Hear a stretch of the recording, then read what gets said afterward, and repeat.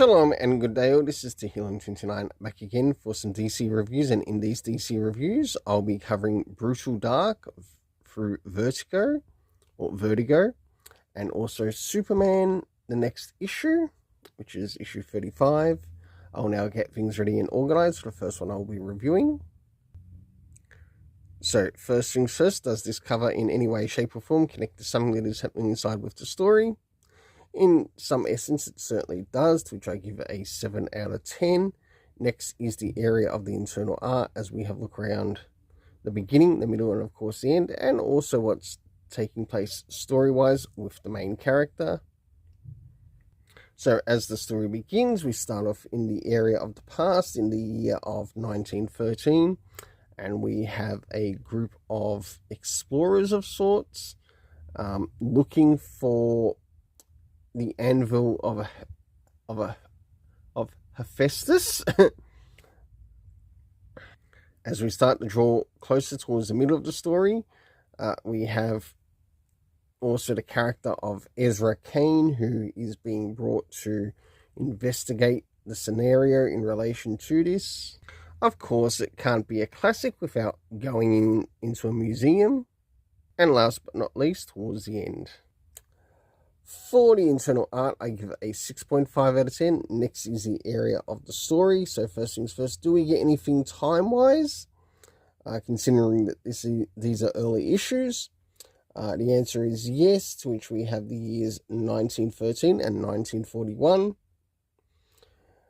Next is the area of the locations, to which we get to see Greece as well as New York. Last but not least, we have the cast of characters consisting of Ramsey, Ezra Kane, Mr. Trask, and Mr. Sweet. My overall rating for this first issue is a 6.5 out of 10.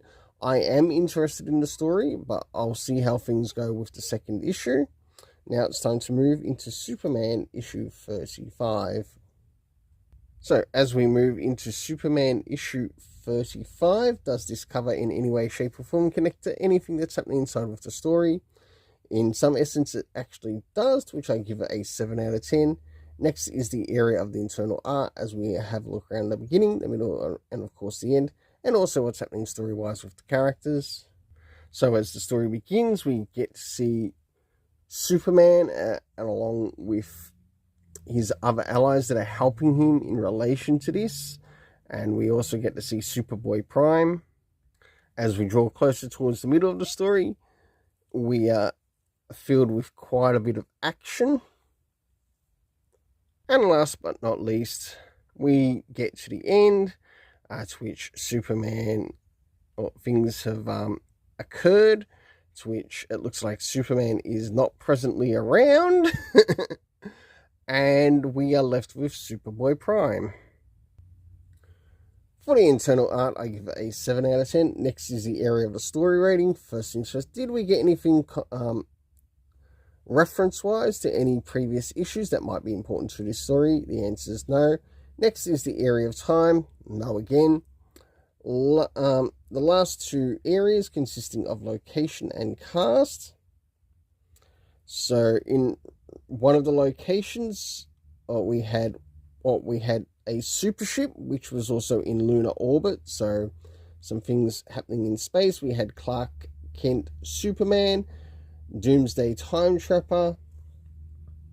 We also had Superboy Prime. We had some members of the Justice League make an appearance. We had Darkseid. We had we've got Lara Al, as seen in some footage, and one more other, Lois. My overall rating for this story is a 6.5 out of 10. Until then, let's keep it colourful and have yourself an awesome day.